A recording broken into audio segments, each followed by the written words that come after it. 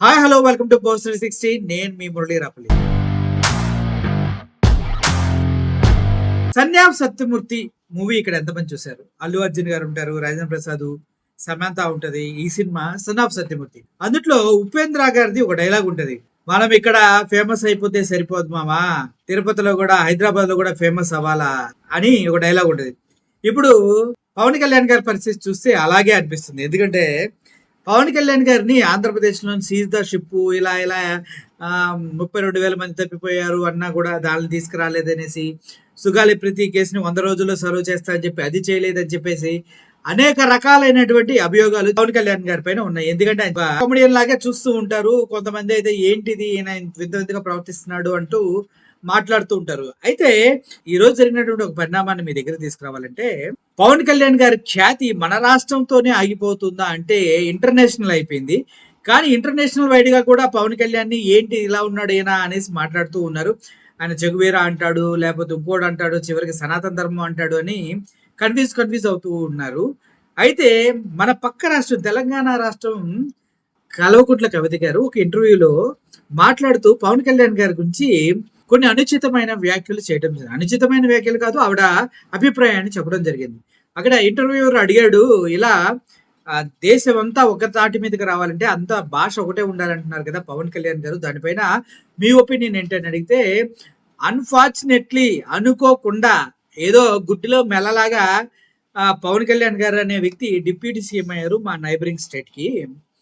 అంతే తప్పించి ఆయనకి అంత సీన్ లేదు, సితారా లేదు. నిజం చెప్పాలంటే కరెక్ట్‌గా ఆలోచించండి మీరే. ఫస్ట్ చెగువీర భావజాలాలతో ముందుకెళ్ళి ప్రజల్లోకి వెళ్ళిన వ్యక్తి, ఇప్పుడు చెగువీర ఎటు వెళ్ళిపోయాడో తెలీదు, భగత్ సింగ్ ఎటు వెళ్ళిపోయాడో తెలీదు, సుభాష్ చంద్రబోస్ ఎటు వెళ్ళిపోయాడో తెలీదు. అంతటికి కారణం ఏంటో తెలీదు. ఇప్పుడు ఉన్నట్టుగా ఉండి బీజేపీని ప్రసన్నం చేసుకోవడానికి ఆయన సనాతన ధర్మం అంటూ సనాతని అవతారం ఎత్తాడు. ఇతను చూస్తే నవ్వాలో ఏడవాలో కూడా మాకు తెలియట్లేదు నిజం చెప్పాలంటే. పవన్ కళ్యాణ్ అనే వ్యక్తి ఒక అన్ఫార్చునేట్ పొలిటీషియన్. అన్ఫార్చునేట్ గా ఏదో అలా అలా అయిన పొలిటీషియన్, దాన్ని అంత సీరియస్ గా తీసుకోవాల్సిన అవసరం లేదు. పొరపాటున మా పక్క స్టేట్ అయి ఉండటం వల్ల ఆయన అలా మాట్లాడుతుండే. ఇప్పుడేమో హిందీ కావాలంటాడు, రేపు తమిళనాడు వెళ్ళి తమిళే గ్రేట్ అంటాడు, మళ్ళీ ఎల్లుండు కేరళ వెళ్ళి మలయాళమే గ్రేట్ అంటాడు. మళ్ళీ ఏదైనా జరిగి బీజేపీతో చెడిపోతే హిందీ ఎందుకు మనకు వద్దంటారు. గతంలో కూడా హిందీ అనేది భాషను గౌరవిస్తాం కానీ మా పైన రుద్దుతాం అంటే ఊరుకోని ఈ వ్యక్తే మాట్లాడాడు.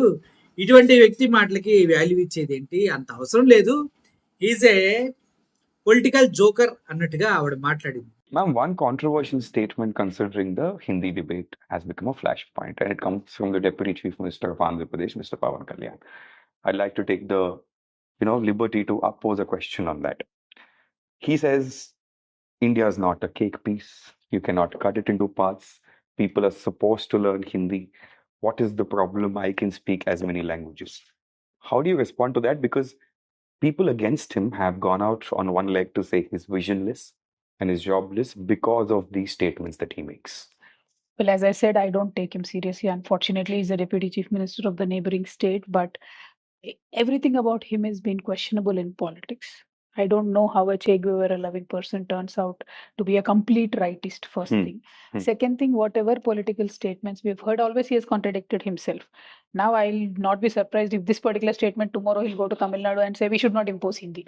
So, I will really not want to respond on Mr. Pawan Kalyan's statement because I don't think he's a serious politician.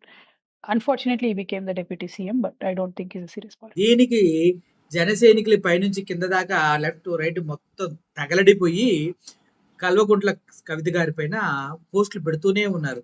నువ్వు ఈడీలో అరెస్ట్ అయ్యావు, లిక్కర్ కుంభకోణంలో నువ్వున్నావు, అది ఇదంటూ ఆవిడ పైన పోస్టులు పెడుతూనే ఉన్నారు. ఎన్ని పోస్టులు పెట్టి ఎంత చేసినా అబద్ధం నిజం అవుతుందా ఏంటి?